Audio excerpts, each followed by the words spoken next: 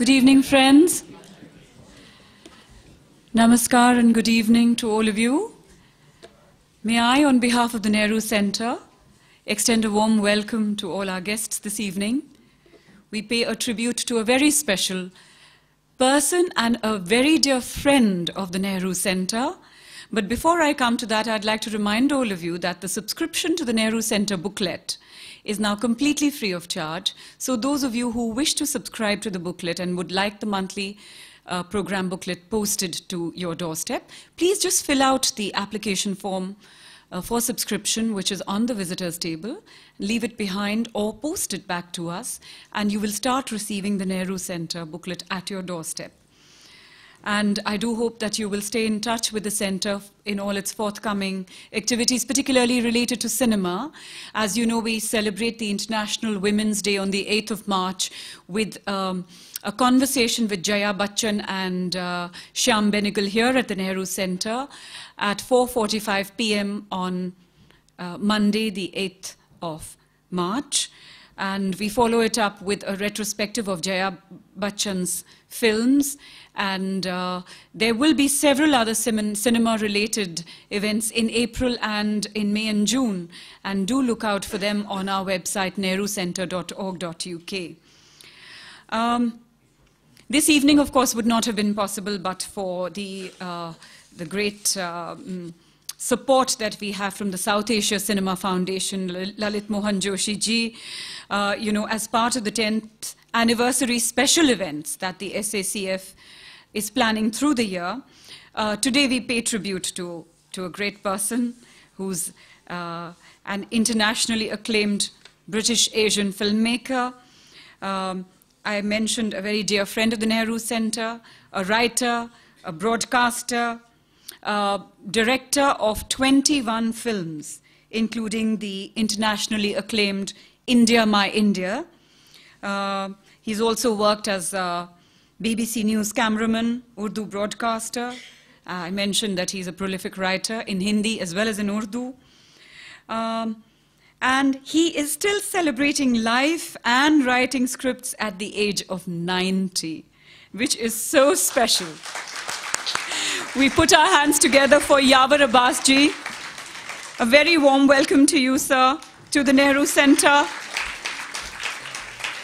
and to your wife, who's here with us. I'd also like to invite, in a moment, Dr. Chandra Prakash Dwivedi, who's our special guest, as well as our chairman for this evening's session. We also have with us a very interesting and a very well-respected and renowned person, Saeed Jafri Saab, and his wife. So very warm welcome to you, sir. This evening consists of course, the tribute to Yavar Abbas ji, but also release of a book, India, My India, and there are some other films. I believe the DVDs are going to be available also for you to pick up. The book has a foreword by William Crawley, and also tributes by acclaimed filmmakers like Satyajit Ray and Shyam Benegal. The presenter for this evening is Ria Roy, so without much ado, I'm going to request Ria to come on to the stage and take this evening forward and tell everybody about how we pay tribute, who are our speakers.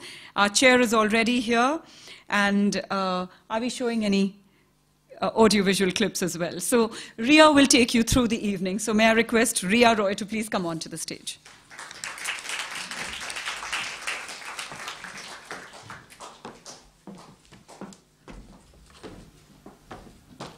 Ladies and gentlemen, before we begin this evening, I'd like to thank Monica Kapamota for once again providing us with this space to hold our very special event, and for her continuing support for the South Asian Cinema Foundation.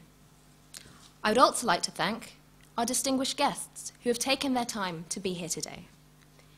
Film director Dr. Chandra Prakash Dwivedi, known for his successful television serial Chanakya, and his acclaimed film Pinjar. He will be presenting Yavar Abbas with the SACF Crystal Award for Lifetime Achievement. Of course. Actor Saeed Jafri, OBE, best known for works such as My Beautiful Laundrette, Richard Attenborough's Gandhi, and Satyajit Ray's The Chess Players. Yavar Abbas directed Saeed in a series of groundbreaking Urdu plays for the BBC World Service. I'd also like to welcome Negadi Asifa of Rich Mix and Chair of Contemporary Films, Eric Litnetsky. So, welcome to the South Asian Cinema Foundation's 10th anniversary. In the last decade, the SACF has established itself as the advocate for meaningful cinema, in contrast to the so-called Bollywood. The SACF strives to showcase original regional cinema that is often sidelined by its mainstream big brother. In a word, if Bollywood is Shah Rukh Khan and Aishwarya Rai, then the SACF is Nasir Uddin Shah and Shaban Azmi. Over the last few years, the SACF has built up its reputation by holding a series of events that explore the art of filmmaking. It has published a series of thematic journals that examine subjects such as partition and leftist thought in Indian cinema. This evening marks a change in direction for the SACF. We will be exploring filmmaking, this time from the South Asian, British Asian diaspora, by honoring an eminent filmmaker, Yavar Abbas, whose contribution to documentary filmmaking can be described as both prolific and versatile. Not only a filmmaker, he has established himself as both a broadcaster and a writer. Hailing from a conservative Muslim family, he spent his early childhood in a princely state of northern India.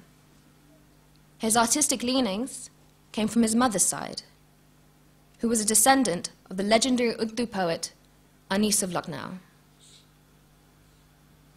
After graduating from the prestigious University of Allahabad, he joined the British Indian Army during World War II. In 1949, he came to England, where he began working for the BBC Radio. And in 1955, he joined BBC TV as a cameraman.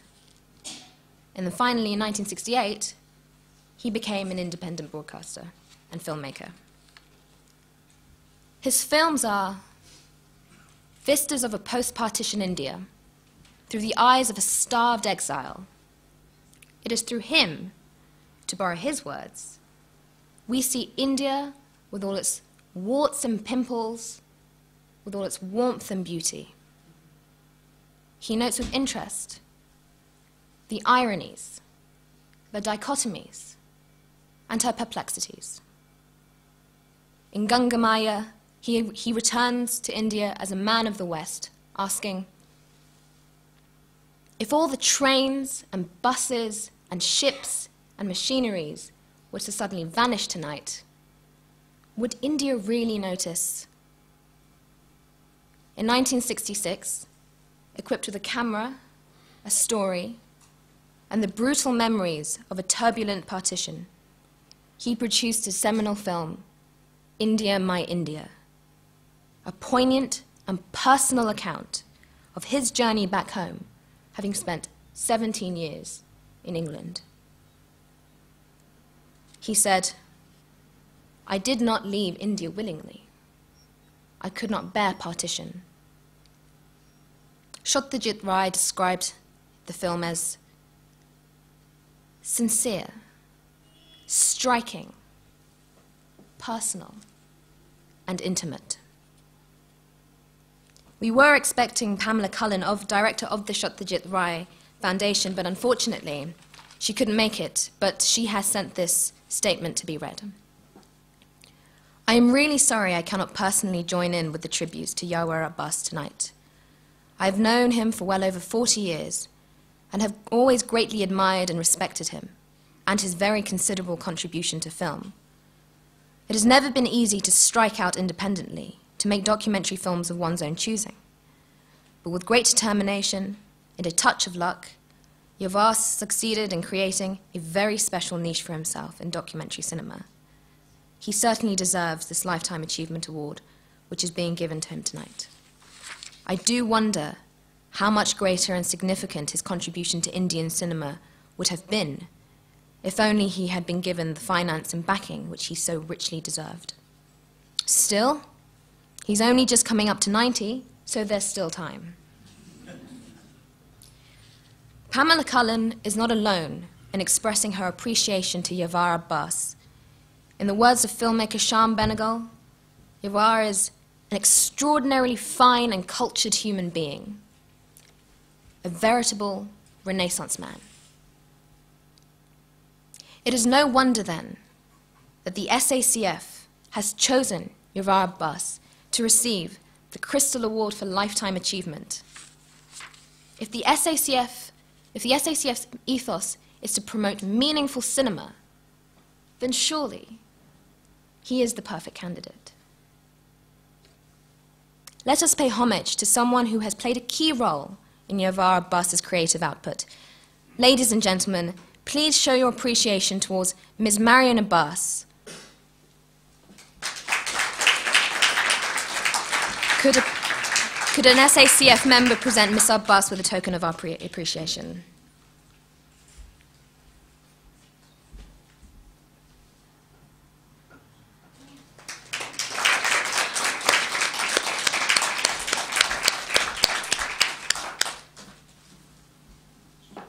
Ladies and gentlemen, I'd like to now invite Director Chandraprakash Dwivedi on stage to pay his personal tribute to Mr. Abbas.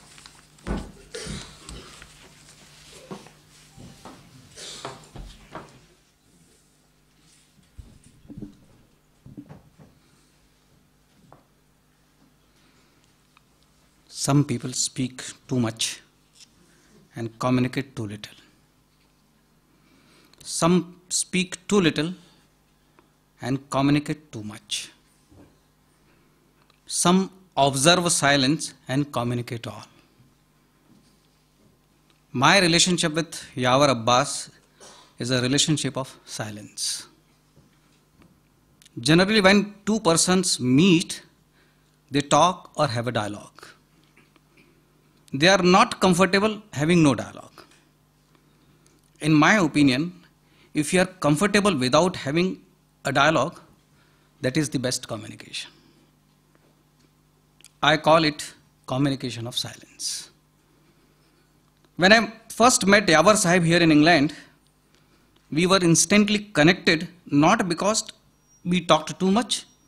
In fact, we hardly exchanged a few words, but there was instant communication and silence. The reason was that we share something in common, that is India, my India and his India. We share the same sentiment and emotions for India. We all know that happiness brings individuals or human beings closer, but pain brings humanity even closer. What connected me to Yavar Sahib instantly was the way he felt the sorrow and tragedy of India with regard to the historic partition of India. I have not seen partition, but he has suffered it. I am almost 40 years younger to him. But when we talk about India, we feel the same way, with the same intensity, and sometimes with the same or common pain. But I am not here to talk about the partition of India, but of the man Yavar Abbas, who loved India, loves India, and whose romance with our ancient land continues. I began knowing him from 8 October 2009. I wish I had started to know him earlier. What amazes me is his passion, his compassion, and his love for India, and the way he has portrayed his motherland and its people. In every frame of his documentaries, be it India, My India, Chidanand, Karunanand, Raju Guide, Jhau Chaudhary, the Tongawala, his love and respect for India is obvious, and his love and respect for his roots and its people binds us together. His films are engaging, enlightening, and often moving. They have a sense of history and their value will endure. Friends, I am not here as a critique of his work. I am here to celebrate his enthusiasm and passion for life and cinema. When a veteran like him is about to hit a century, maybe facing a few oddballs here and there, it is time to enjoy and celebrate. I wish him a long and creative life with some mischievous moments too, which is often is part of his films. Thank you all.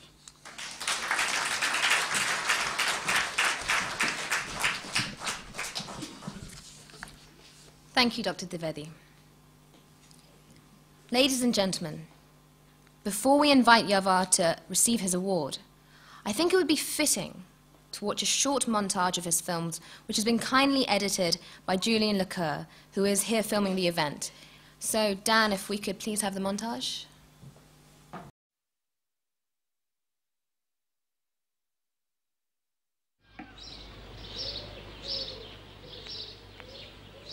My son Nini in England could not even dream of India.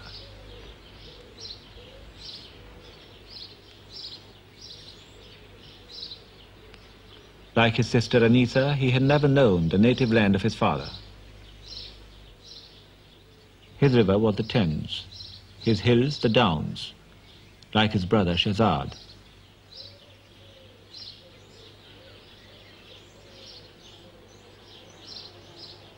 My English wife I had married in Japan after the Second World War.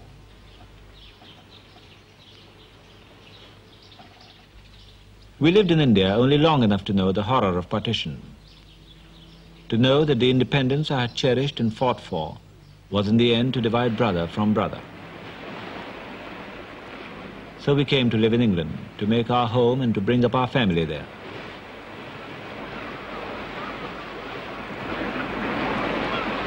But the past remains forever with us, and I had always understood, through the happiness and trials of 17 years, that exile could not silence the call of Mother India.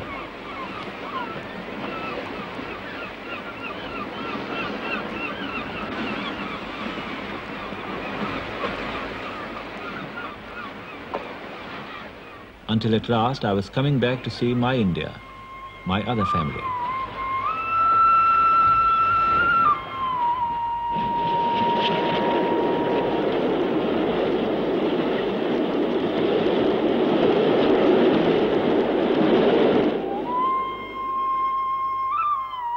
Home, to Charkhari, to a grandmother.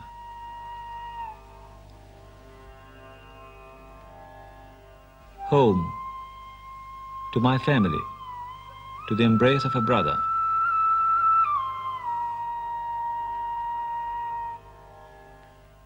Home, after 17 years, to a mother.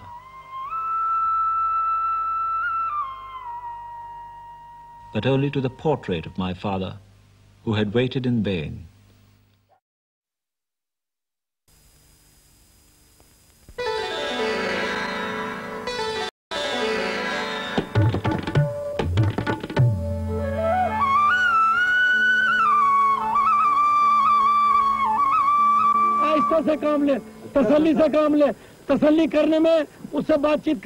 To the outsider, there is only one face of India, the face of a crowd, and you wonder what kind of features might ever stand out from that anonymous mass.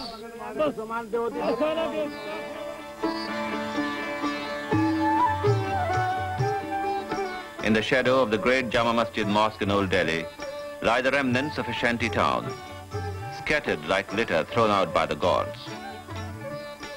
To be a face that stands out of this congestion is one achievement.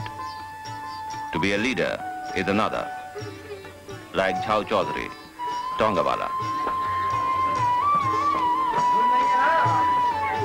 A Tongawala is the owner of a Tonga, a horse-drawn hansom cab. This is where Jhao lives, amid the crushed alleys, the crowded pavements, the congested gutters, below the great Muslim mosque. It seems enough just to survive here, but Jhao and his family have done more than that. In the back streets where Jhao lives, there's an excitement too. an excitement that comes from the sheer pressure of people and animals, whether living, working or playing. The street sellers, the stall holders, the games and the gambling, the children huddled together in sleep or at play. An excitement that seems to get pressed out of people who live in a crowd.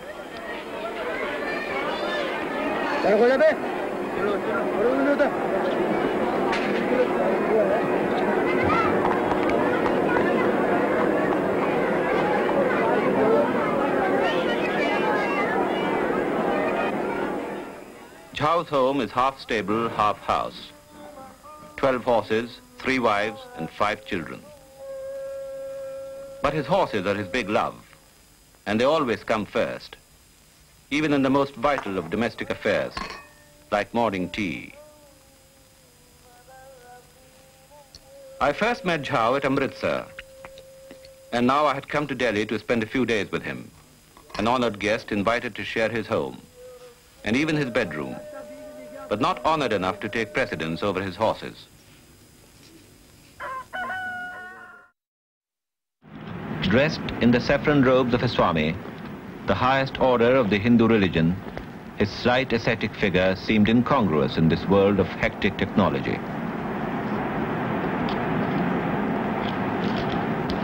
Swami Chidananda is now a public figure as well as a saint, and he accepts the demands of his public presence in the same way that he accepts his spiritual calling. There's much in his appearance and manner to remind one of Mahatma Gandhi.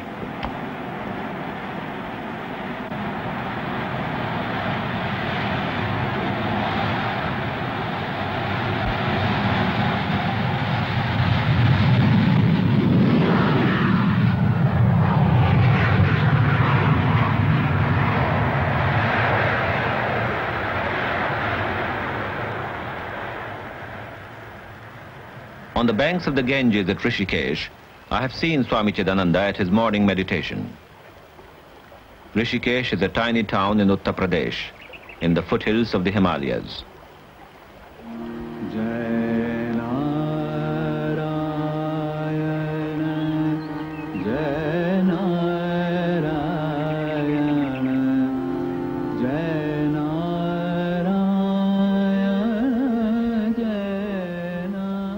Sunrise ends the hour of meditation.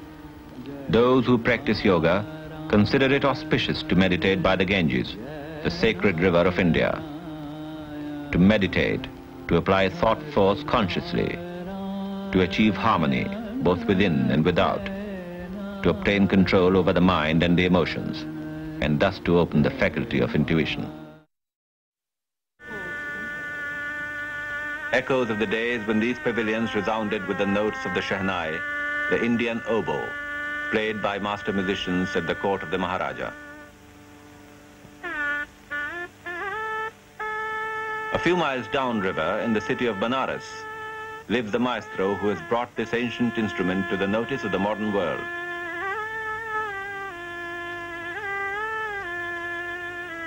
Bismillah Khan, a devout Muslim, practicing his Shehnai on the rooftop of his house, is one of the best loved citizens of Banaras. He has played to audiences in London and New York, Berlin and Moscow, but it is to Banaras that he always returns. Banaras is halfway on the river's journey to the sea. Contemporary with Babylon and Nineveh, it is the oldest city in the world and a symbol of India's continuing culture. Buddha preached his first sermon here more than 2,500 years ago.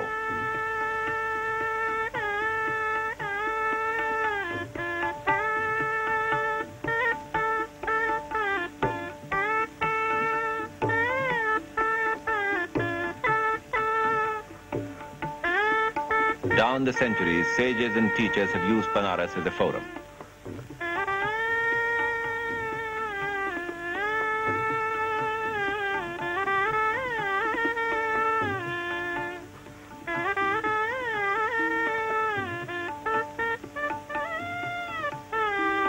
But the 4-mile frontage of the bathing steps, or ghats as they are known in India, are not only a place of worship, There are also gymnasium, laundry, poet's corner, picnic spot, marriage altar, massage parlor, or just a place in the sun.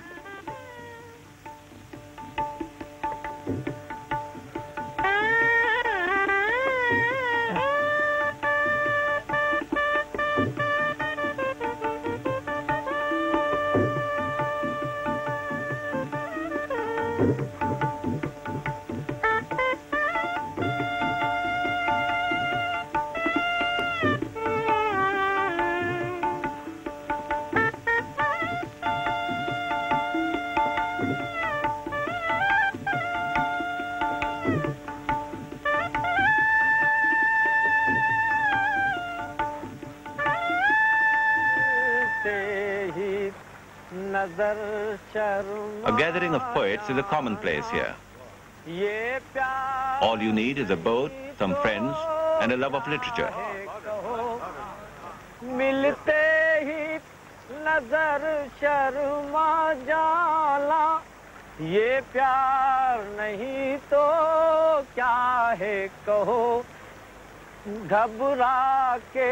नहीं कह देने में इकरार नहीं तो क्या है कहो घबरा के नहीं कह देने में इकरार नहीं तो क्या है कहो।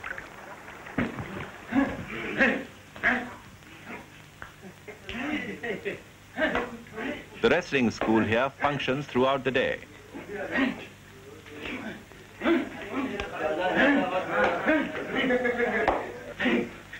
Willing hands to massage the wrestler guru.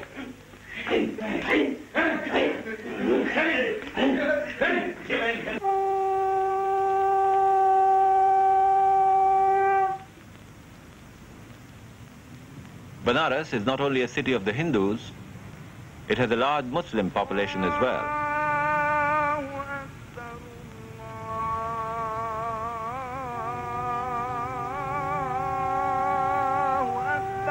The sound of the Hindu conch from the nearby temple merges with the cry of the muezzin calling the faithful to prayer.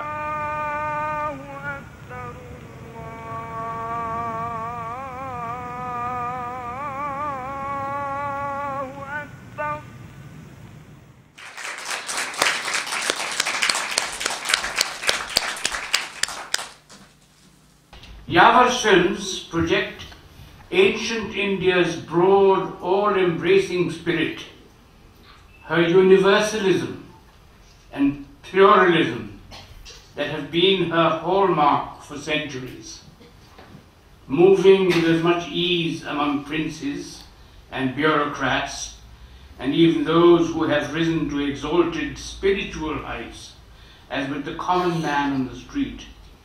Yavar Abbas not only gives us glimpses into the life of the glitterati, but also of what appears from a subaltern level.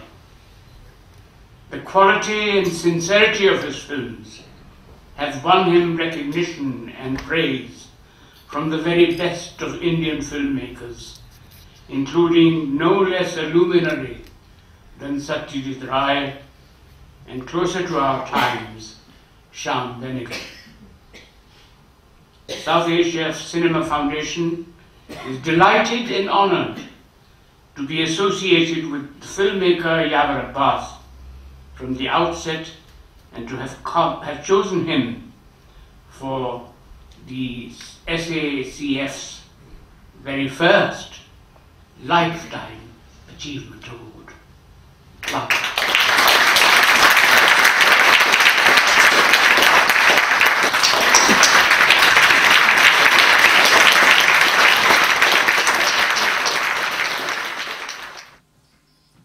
I will drop false modesty right away and say that I have received many awards, but this is a very special one.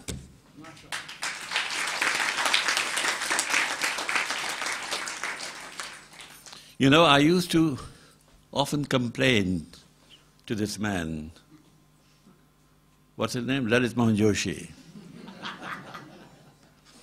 that you treat me like घर की मुर्गी दाल बराबर.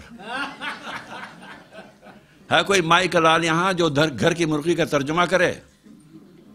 Come on. Household hen. Yeah, that's all right. What about dal barabar?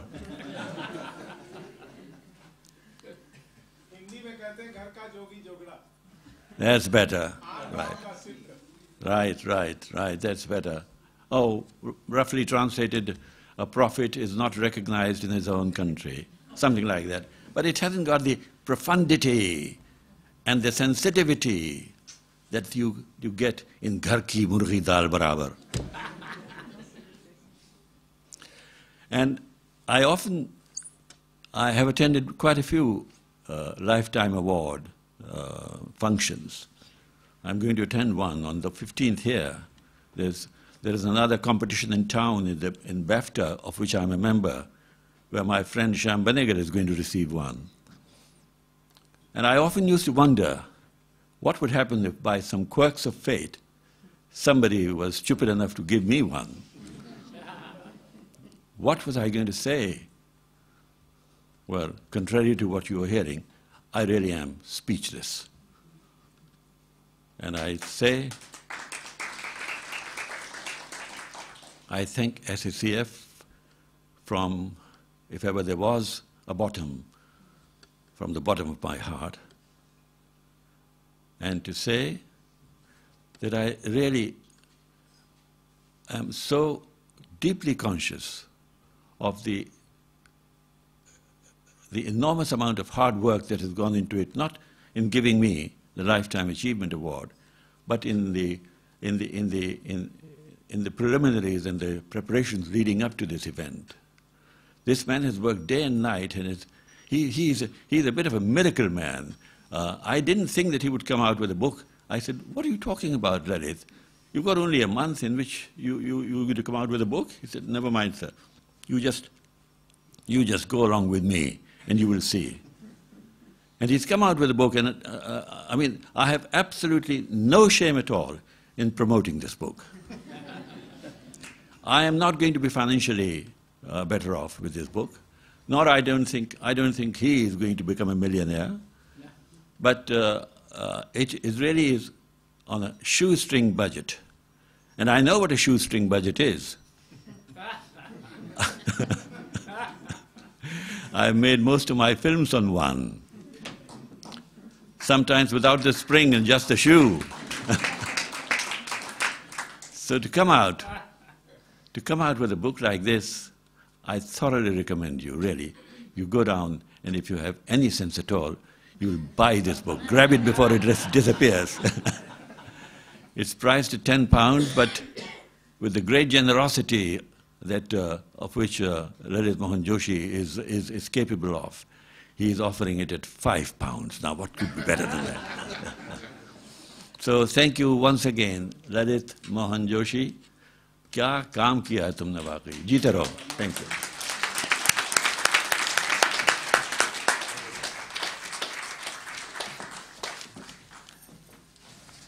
Thank you, Yavar. And thanks to each and everyone on the stage for joining us. And now for the final stage of this evening's, if I could request the guests to please take their seats, and invite just Lalit and Yavar to take their place on stage for the In Conversation. And, if time permitting, you as the audience will have the opportunity to pose your own questions. So, Yavar Saab, congratulations again. Thank you. I want to start by asking you that you are just a few months junior to my father, and it's nearly 15 years that he's gone.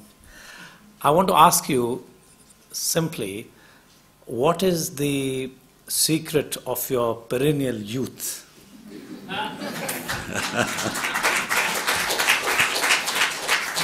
I don't, flattery will get you nowhere, Lalit. No, I don't believe it. I mean, there is nothing like that at all. I shave every morning and I look at myself, and I know that what you're saying is just not true. Because, Lalit, there are two sure signs of advancing old age. One is that one begins to lose one's memory. And the other one is, no, I can't remember that. I'm sorry. And why do you think I call you Panditji so often? Well, I call you a Brahmin as well. I call you Panditji because I forget your name. Okay. And I remember Monica. The only reason I remember Monica's name is because I associated with Clinton. Okay. Yeah, so when I think of Monica, I think of Clinton, and the things connect. So it's one of those things. I think you were just flattering me, and but to be serious, really, if I do not look my age, it's because I've been very well looked after for about 25 years of my life, but by the woman sitting over there, Mariam.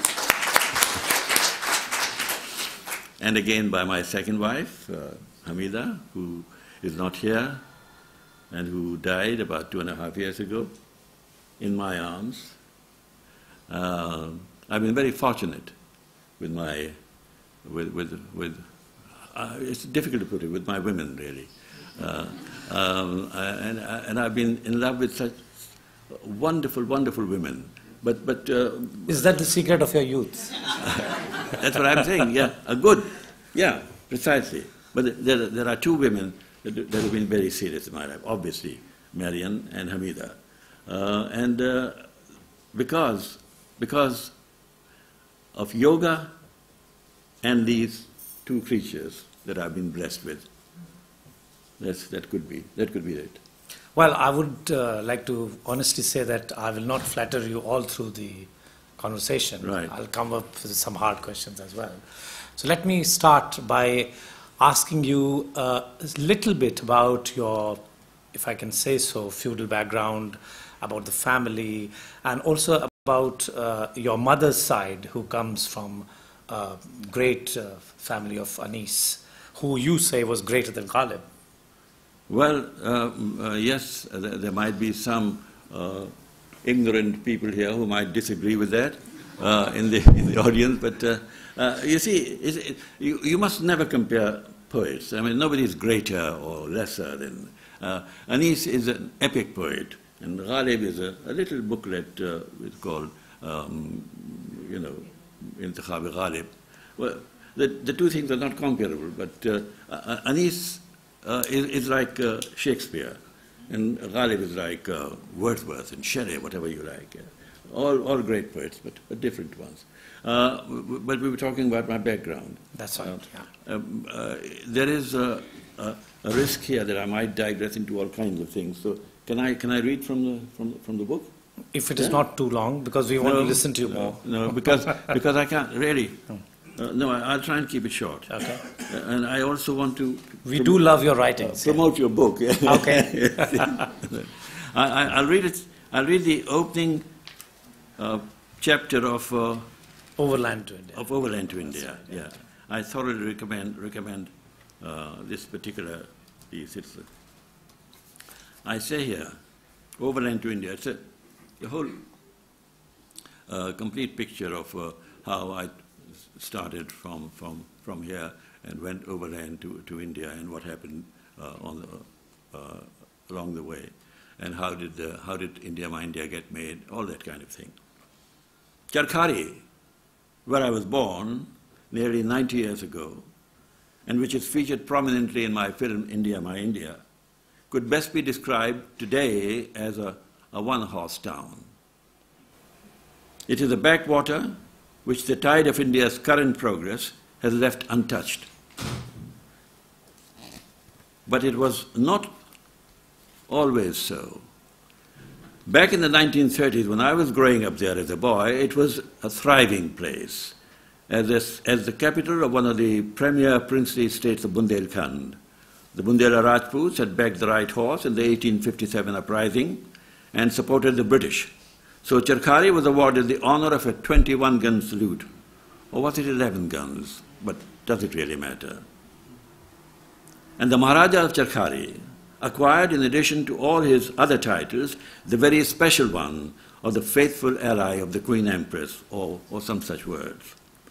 Charkhari in my time had a privileged place as a garden and lake city of Bundelkhand. My grandfather, Khan Bahadur Asghar Ali, as Prime Minister, had played a notable part in giving Charkhari this enviable reputation, and I would therefore describe my own background also as a privileged one. On my mother's side, I had a more precious lineage. She came from the family of one of the great epic poets of Urdu, Anis of Lucknow. She was, by all accounts, an accomplished woman of letters in whose presence my father, though himself a literary person, must have felt sometimes out of his depth. My mother died after giving birth to a premature baby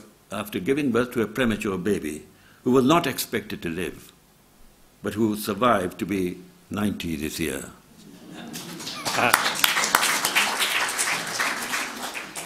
My stepmother, within quotes, became my real mother and gave me the kind of love that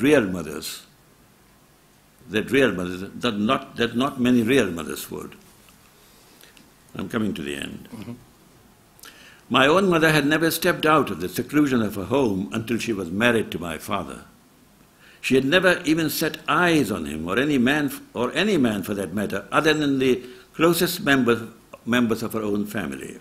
Had she been alive today, she would have found it easier to believe that man had landed on the moon than that her son had gone and married an English girl in some distant land. Arey bhaiya, bujama dena, par nahi paunga. And yet as a child, and even as a young man in Charkhari, I never looked upon my environment as a strict one. I accepted it as the most natural thing in the world, and that I should show the utmost respect to my father, that I should, for example, never dare smoke in his presence. Nini? Oh, you give up, yeah. That I should never dare smoke in his presence, never raise my voice when speaking to him, that I should read my Quran regularly, say my prayers at the appointed hour 5 times a day, participate with the rest of a very large family in observing the whole month of fasting during Ramadan, and like a good Shia Muslim, beat my breast, wail aloud, and recite the epic poems in commemoration of the martyrdom of Hussein, the grandson of the Prophet, during the Muslim month of Muharram. It was from such an environment that I had come a long way via the university, the army, World War II, and the BBC. Right, so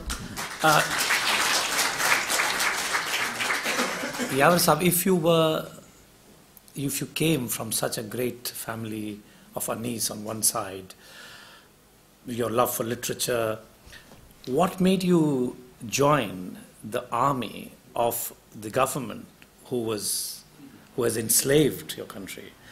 What was the reason why you became part of the army? Well, I had 2 choices, either to join the Quit India movement when I was in the university. That would have been better. Yeah. or really join the army. There were no 2 ways about it.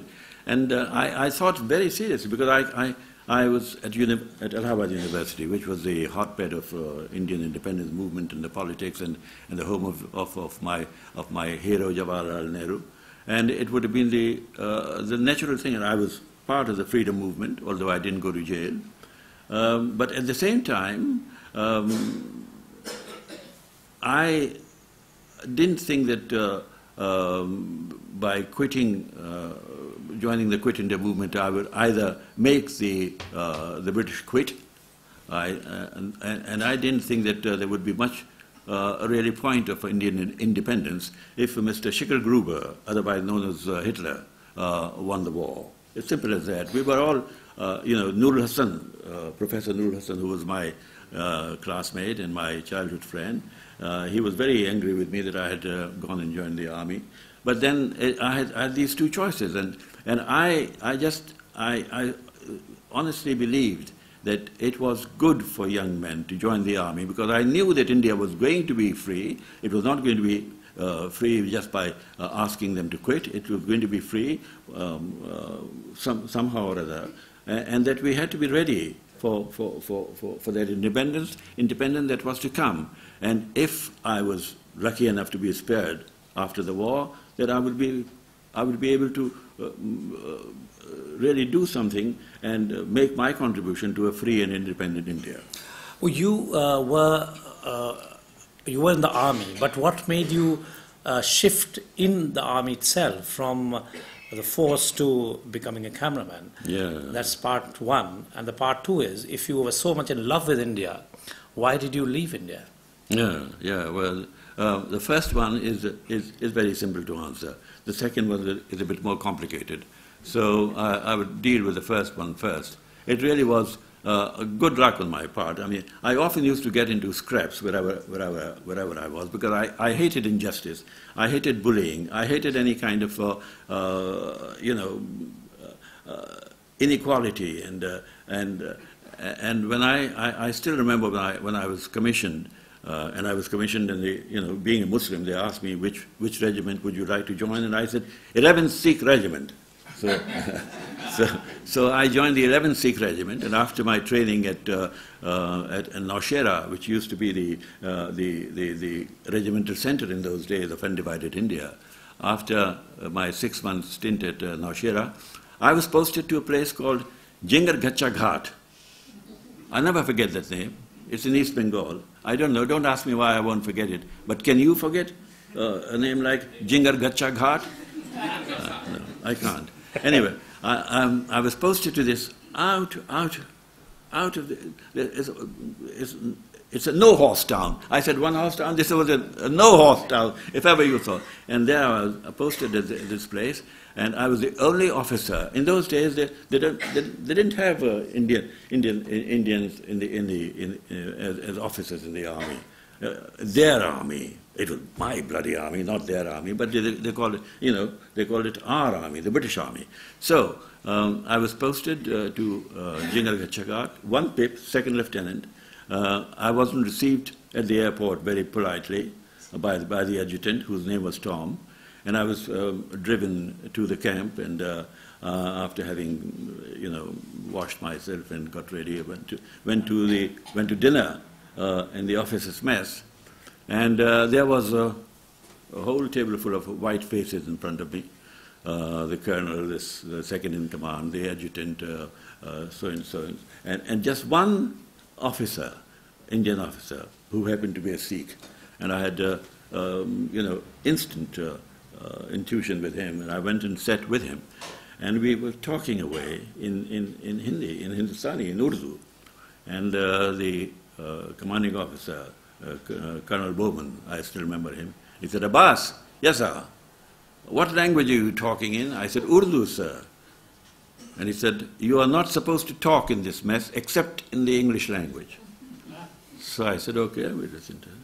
And then we kept talking. After dinner, a game started, which said, what would be one's happiest moment of one's life?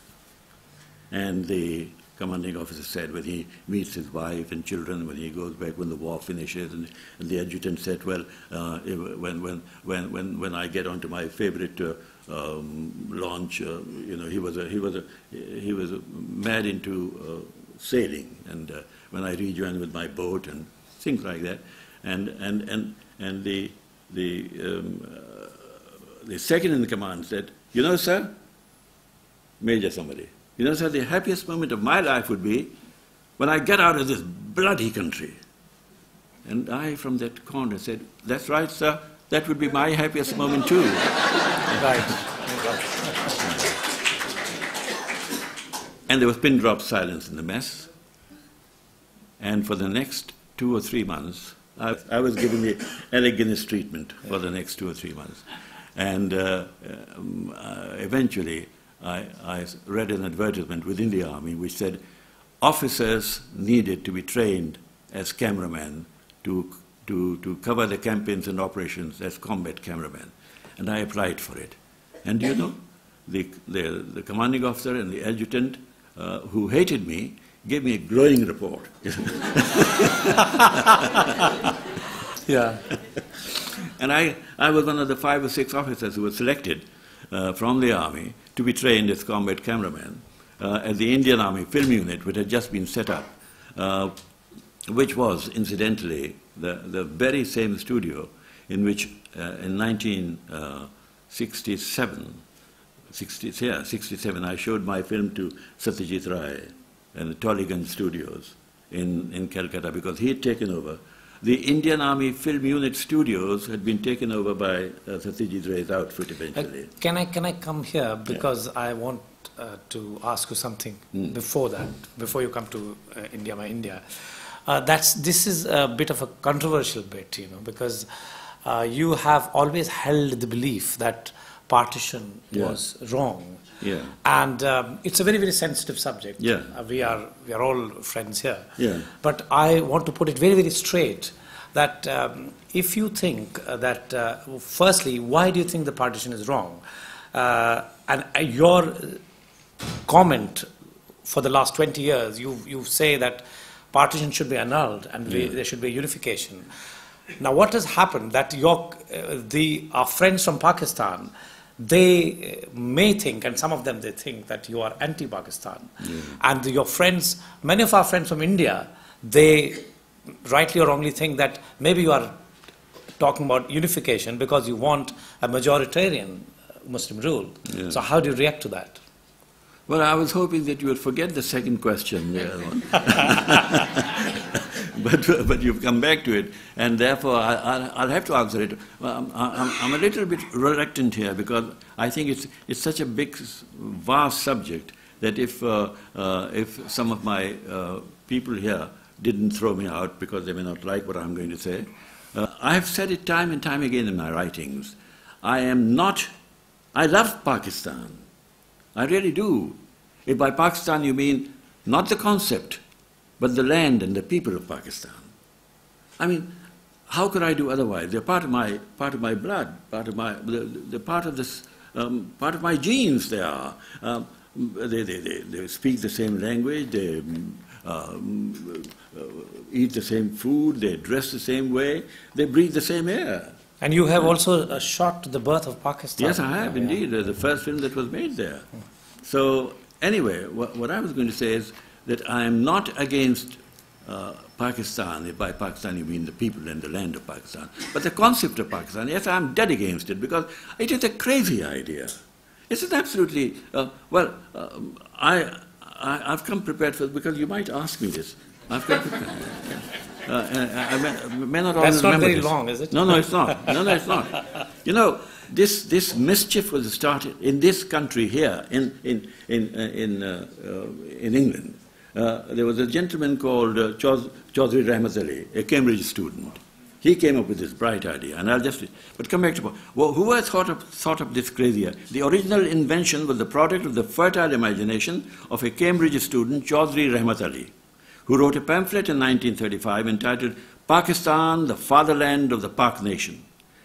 I'm quoting him. And the concept included not only the creation of Pakistan, but also Bangistan, Usmanistan, Siddiqistan, Farukhistan, Haidaristan, Balochistan, Safiristan, and Nasiristan, etc., etc. And Mr. Rahmat Ali even gave names to the seas, the oceans, and the islands surrounding India. For example, Bahri Safiya, Safian Sea, Bahri Osmania, Jazira Yamin. And you know, to quote Rahmat Ali's exact words, Pakistan is both a Persian and an Urdu word. Thank you, Mr. Rahmat Ali. It is composed of letters from the names of all our homelands, Indian and Asian.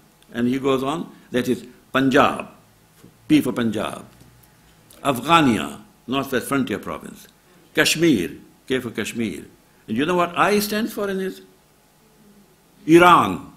Yeah. It's part of the Iran. Sindh for S, including Kutch and Kathiawar, Tukharistan, whatever that might mean, Afghanistan and Balochistan. It means the land of the Paks. They're spiritually pure and clean. It symbolizes the religious beliefs and ethical stocks of our people, and stands for all the territorial constituents of our original fatherland. Again, echoes of Mr. Schicklgruber, otherwise known as Mr. Hitler. No wonder when Mr. Jinnah, you know, I'm in very good company when I say I detest the concept of Pakistan, not the land and the people of Pakistan. I'm in very good company. No wonder when Mr. Jinnah heard about this grand design, he called it Walt Disney's Dreamland. Now, you see, this is the interesting thing. It was a crazy idea that the zamindars in the UP and the taluqdars in the UP in the 1940s, in the early 30s, they took up because they thought their time had come. And you know, they did one clever thing. They engaged a brilliant barrister who was living here in Hampstead with his chauffeur-driven car and his grand house, Barrister M.A. Jinnah. He got fed up with Indian politics and he was living here in Hampstead, and Mr. Liaqat came and spoke to him and said, "Look, Mr. Jinnah, we would like you to do the best, get the best possible deal for the Muslims of India, because India is going to be independent anyway, sooner or later." And Mr. Jinnah must have said to him, "All right, I will do it on one condition. You will not make me a Maulvi. I will not stop having my glass of whiskey. Yeah, and you won't make me, you know, wear all these outlandish clothes that you wear, and you won't make me talk in Urdu, because I can't do it anyway. I don't know Urdu. You see, he must have said it, and Liaqat Ali must have said, "Yeah, okay, but just wear a fur cap," he said. And he did wear a fur cap, and wear a sherwani, and he did wear a sherwani. And this fur cap became known as the Jinnah cap, because if there can be a Gandhi cap, there had to be a Jinnah cap. So this, anyway, that's what really happened. Jinnah did not take up the cause of Pakistan, because he didn't believe in Pakistan. Jinnah took up a case. Jinnah was a brilliant barrister. He took up the case. Not the cause. He took up a case, and he never lost a brief in his life, and he wasn't going to lose this one either. I don't want to go into the details, but can you briefly say why did he do that? Because he was such a secular... Because he thought that he really could better the lot. He could get a better deal for the Muslims of India. But he never thought of Pakistan. I mean, even the Lahore Resolution doesn't mention Pakistan by name. Pakistan became just a slogan, and people... I'll be frank here. मुसलमानों को ये था, बच्चों की तरह उन्होंने जिद करना शुरू की, मर के रहेंगे पाकिस्तान और लड़ के रहेंगे पाकिस्तान, जैसे बच्चे खिलौने के लिए खेलते हैं ना. There was no planning, there was no thought behind it, there was no struggle behind it. Nobody went to jail, nobody gave their life. It was handed to them on a plate. And the interesting thing is that the area which is now euphemistically called Pakistan, they never did anything for Pakistan. The whole mischief started from UP. That's why I call Pakistan Yupiapa. It's the people of UP who did that. Nothing to do with the area which is called Pakistan. And another thing. I mean, I would honestly ask people in that area to drop this name Pakistan, because Pakistan is a stupid name. I mean, the land of the pure. The land of the pure. I mean, Medina and Makkah are not the land of the pure. Pakistan is. You see, Bangladesh I can understand, but Pakistan, the land of the pure, for God's sake. By default, change the name, put something else. No, not Pakistan, because it is the land of the impure ghee and impure milk and impure politics. And I mean, ridiculous. You can never live up to the name. But Yavar, we can also argue that there are so many defects in. I mean, India is also not a very ideal. No, but India has got its own name. It hasn't changed its name. I mean, India is India. I think we should. Look, its geography is stupid. Somebody said its economy is stupid. I say its geography is stupid. It is geography that makes a country. And India is surrounded by the Himalayas on the one side, the Arabian side on the other, the Bay of Bengal on this side. And this whole area is one country for thousands and thousands of years. And you can't... another thing, you know. You know, I came here in 1949. Now we did. Can we talk about the filmmaking now? No, we will, but let me just do this. Then I told you, don't ask me this, but I came here in 1949, and this was really a ration-ridden country. devastated by the war. Devastated, absolutely. I saw, this is not the country that you say now. It really was a devastation. And there was no industry in this country except the armament industry and the industries connected with the armament industry, the motor car and things like that. They were the only two. But essentially the armament industry. And the only way this country could survive, apart from the Lend-Lease and the money that came from America, the only way this country could survive was on the strength of the armament industry. So they decided, and the great game had started. The Soviet Union and England and America had become enemies for having become allies, and they wanted a base in India because they knew that independent India, particularly with Jawaharlal and the Congress people, they'll never give them a base. So they said, well, divide the country. Divide it. And we set up a base here. And they sent a handsome plenipotentiary of a viceroy called Mountbatten, and they sent another charmer called Lady Mountbatten, and they said, right, divide the country, and divide it haphazardly, because this is our only hope. If we have a part of India which is there so that we can fight the perceived threat from the Soviet Union, we'll be all right. Let me put it this way. Now, to talk about Mountbatten, yeah. In this book there is a letter by Mountbatten who has seen your film India by India. So we better shift to that. He has praised your film India by India. He was also my supreme commander in Southeast Asia when I was fighting in the jungles of Burma. So I have a lot of time for Mountbatten, but not as the viceroy of India, not as the divider of India. He did a terrible thing. Your this dream project India My India, because when you left for India with that in that safari, you didn't have not even a faint idea that you'd make a personal film. You wanted to document history. So how did it?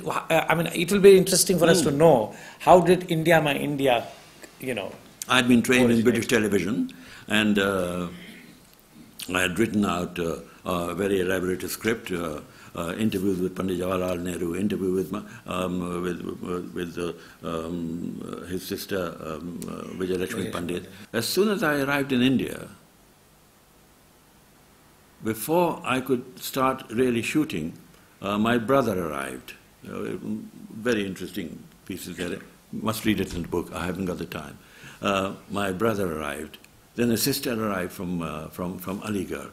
And the impact of these meetings was such that I said, I'm not going to be able to I decided to tear up the script that I had written. And I said, right, I'm going to shoot now whatever happens to me. Dekha jayega baad mein. So I shot everything that happened to me. It was a piece of inspiration, really. And I just shot and shot and shot. The sun was shining, and I said, I'll make hay while the sun shines, and I shall just shoot everything, and then I'll worry about it later. Shoot now and pay later, kind of thing. So I shot and shot, and some of the sequence that you've just seen there of my meeting with my mother, for example, and my family there. These things have been these sequences have been shot by people who had never handled a camera before. I gave them a crash course. Yeah, I gave my brother, a colonel from the army, I gave him a crash course, and I said, well, look, I've set the camera. I knew exactly where I'll meet my mother and my family. I knew the light in the veranda. So I set the camera. I set it for light. I set the aperture, and I said, now look, just press it and keep it pressed, okay? Because I won't be able to tell my mother, please, please, that was very nice, mother, but can you do it again? So just please, just press it, and he did, and my mother did break down, and my brother broke down, and my grandmother broke down, and the camera, and my brother, elder brother, kept his head. I thought he had got everything. And when I saw the rushes, when I came back to London, I was heartbroken because although my brother had kept his hand on that, but it looked as if he had not used a tripod, but a pneumatic drill for a tripod. You know? It was all over the place. Obviously, he had broken down as well. He had been so affected by the whole thing that he forgot about... So he was crying and... Yes. and I was landed with these shots of about 5 feet and 3 feet and 2 feet. You know, Doctor, what happens if you've got a shot of 5 foot and you want to extend it to, you know, you want to say something which can only be said in a shot which will go for at least, 20 feet or something. So I had this problem, and I got over it by framing, freeze framing, and it worked beautifully. Yeah. You were so brilliant. Why did you not go to feature filmmaking? And why did you stick with documentary filmmaking? You also say that you have a concept about real filmmaking. Yeah, yeah. So what was the reason for that? The reason simply was really that I found actual life so fascinating that I never thought of making a feature film. You know, at that time, and even now, I don't make this distinction about documentary and feature film. In fact, I hate the word documentary. I mean, this is a ridiculous word. I mean, it conjures up pictures of dried figures and facts and figures and ram down the throat of an unwilling audience.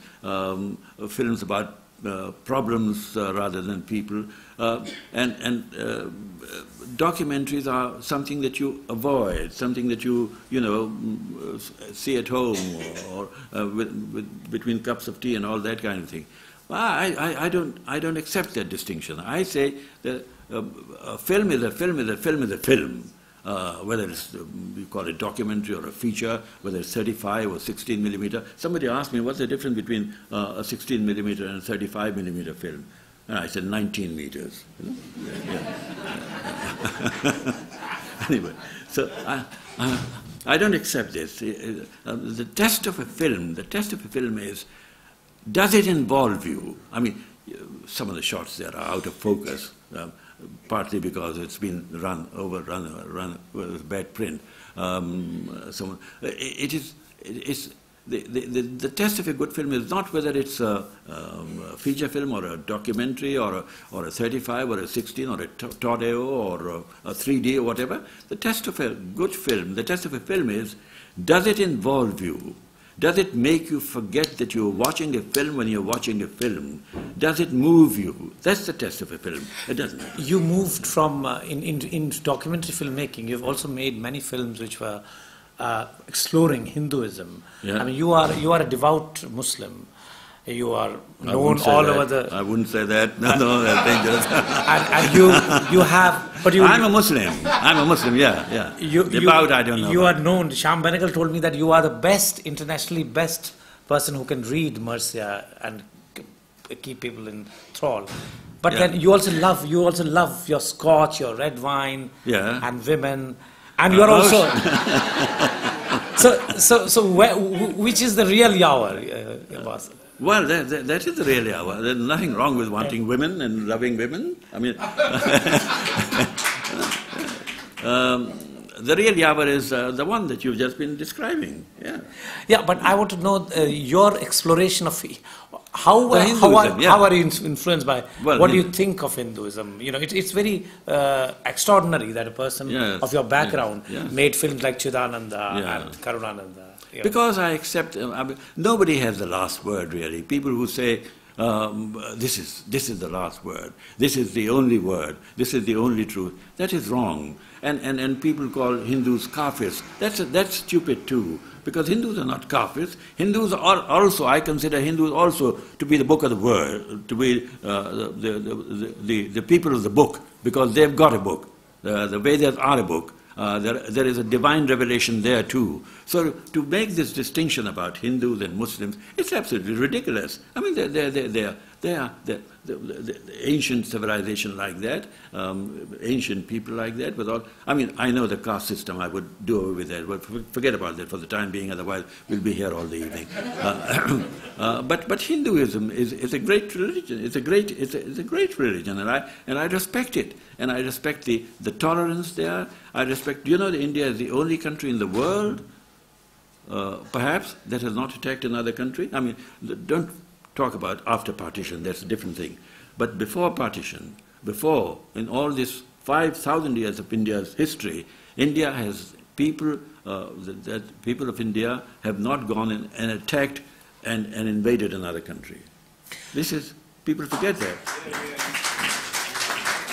Yavar Sahab, you've also written plays, which Said Sahab has worked.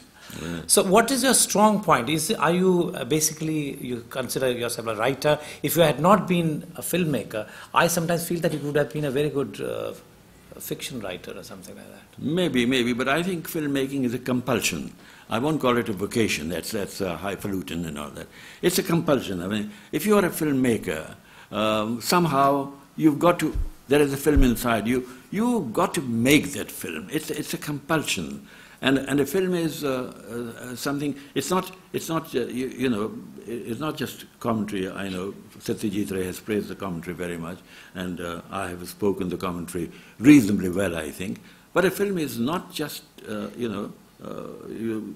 you are differentiating whether words are more important or the visuals are more important.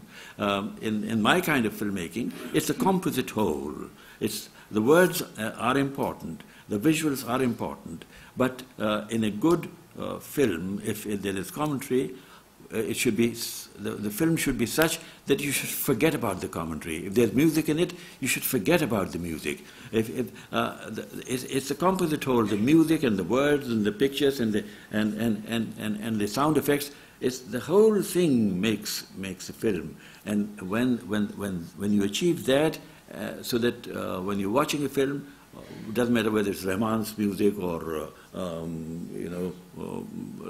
great music. You shouldn't be conscious of the music. You shouldn't be conscious of the commentary. You shouldn't be conscious of the great visuals. It's a whole composite picture. That's what a film is. I would just ask only two questions before, because we also want to interact, go down, talk with people. My first question is, you have been obsessed with a script that you keep talking to me about, and you are now 90 years young. And what is that? And would you like to discuss that with us? I'll give you two guesses as to what the film is going to be about. It's called A Family Quarrel. And what do you think the film is going to be about? India and Pakistan? Partition. Okay. Yeah. Yes. But it's a love story. It's a love story which is set in the background of the events leading up to partition and up to partition. It's a love story. It's an English woman who is the chief, who is the protagonist for the first time, and it's a Cockney girl. Not, everything is autobiographical, but my wife is not Cockney. She's a very a non-Cockney girl. But the protagonist in my film, A Family Quarrel, is a Cockney girl who falls in love with an Indian radical student, and in the 30s of England, and they fall in love, and they. Well, I won't reveal you this, but the fact is, it is an unusual. I've written the script. Screenplay is by Ian Waymark and Yavar Abbas, and the director is Dr. Chandra Prakash Devedi, the man who made Pinjar, if you've seen it, and that Pinjar made me. That if I could get a director like him, I would consider myself lucky, and the fate of this film would be settled. Would be. Now you are just 10 years to hit a century. Now you have done so much. You have gained so much. You want to do so much. What ultimately you what is the ultimate pain in you, or what do you want to see? If I want to ask you a very, very personal question, would you like to say something before the audience? But this is a great day for you. I want to see a United States of India. I want to see a United States of India just as there is a United States of America, except that United States of India would be much more of a natural United States of India than United States of America is, because America could be accused of having indulged in genocide and having wiped out the original population of, and that's how it became the United States of America. But United States of India is a natural country. It's there. It's there. There's no mountain between India and Pakistan. There's no river. There's nothing to. There's just a line on the map. For God's sake, if they draw a line on the map, they can undraw a line on the map. And just imagine United States of India, a huge country like this, with Bangladesh and Pakistan and India all together. The pool, the talent that is there, imagine, and not cancelling each other out by joint defense with the nuclear arsenal of the two countries, and the Urdu language flourishing, really flourishing. Would you like to sum it up in some kind of poetic expression? Well, if I can remember, I've written a thing called, have you heard of a poet called Iqbal? Who hasn't? Yes. Right. Yeah. He, in his Sena moments, wrote a thing called Sare Jahan Se Acha Hindustan Hamara. And I hope, in case I forget. Oh, you've got another one. You know my memory. Yeah. No. That's not going to be long, is it? No. I'd like to finish on this. Yes. And Iqbal ka tarana. I'm sorry. This has to be in Urdu. And if you don't understand Urdu, well, it's just too bloody bad. It's a great language, and I think you should learn this. You should take the trouble to learn the language. Then you will be. Well, it's. You don't know what you're missing. I know what you're missing, but you don't know what you're missing. It's a great language. So I'm not going to bother to translate it. I'm sorry, because it will take too long. But it is called Tazmeen on Iqbal's Tarana-e Hindi. Sare Jahan Se Acha Hindustan Hamara. You know this song, this Sare Jahan Se Acha Hindustan Hamara? This is the second unofficial national anthem of India. Iqbal's Tarana, Iqbal, who's supposed to be, the protagonist of Pakistan, nothing could be further from the truth, but never mind, another story. And he has written this, and India has embraced it and taken it to heart, and they sing it everywhere, all over India. Sare Jahan Se Acha Hindustan Hamara. हम बुलबुलें हैं इसकी ये गुलसिता हमारा ऐ आबरूद गंगा वो दिन है याद तुझको उतरा तेरे किनारे जब कारवां हमारा यहाँ से फिर मैंने from here I've added a few lines of my own. It's called Tazmeen. You do this to great poets. You add a few more lines and you call it Tazmeen. So this is my Tazmeen, Yavar's Tazmeen on Iqbal's Tarana. Zara suniega. Sare jahan se अच्छा हिंदुस्तान हमारा हम बुलबुलें हैं इसकी ये गुलसिता हमारा ऐ आबरूद गंगा वो दिन है याद तुझको उतरा तेरे किनारे जब कारवां हमारा. अब यहाँ से यावर बात शुरू होते हैं. ये कारवां नहीं था जो चंद रोज ठहरे, ये कारवां नहीं था जो चंद रोज ठहरे, हम आके बस गए थे, ये था मकां हमारा. ये कारवां नहीं था जो चंद रोज ठहरे, हम आके बस गए थे, ये था मकां हमारा. सदियों में हमने इसको किस प्यार से सजाया, सदियों में हमने इसको किस प्यार से सजाया, रश्के जहां बना था ये गुलसिता हमारा. फिर एक दिन हम ही ने तोड़े तमाम रिश्ते, फिर एक दिन हम ही ने तोड़े तमाम रिश्ते, गुमराह हो गया फिर ये कारवां हमारा, गुमराह हो गया फिर ये कारवां हमारा.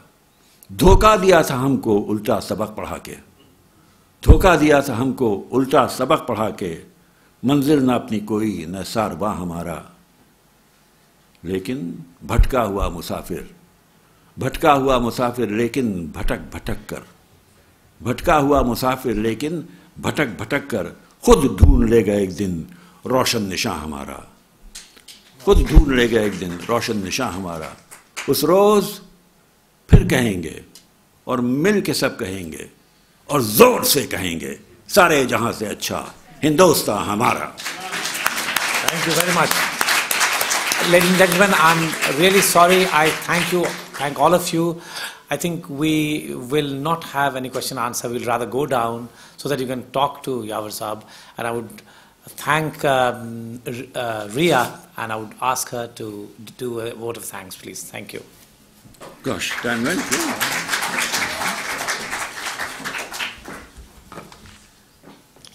Well, thank you for a very lively conversation. Ladies and gentlemen, I hope you have enjoyed tonight's event. The SACF's new book will be available downstairs, a few which have been signed by both Yavar Abbas and the filmmaker Chandra Prakash Dwivedi, where you can obtain your copy for a special price of £5 during the reception. Film enthusiasts and budding filmmakers can also purchase sets of the previous SACF publications. I'd like to thank Yavar Abbas once again and his entire family who are here with us tonight, senior diplomats, Dr. Francesca Orsini, and the Nehru Center Director, and all the SACF volunteers, especially Kusumpant Joshi. But lastly but not least, a very big thank you to all of you who have made this evening a success. Thank you very much.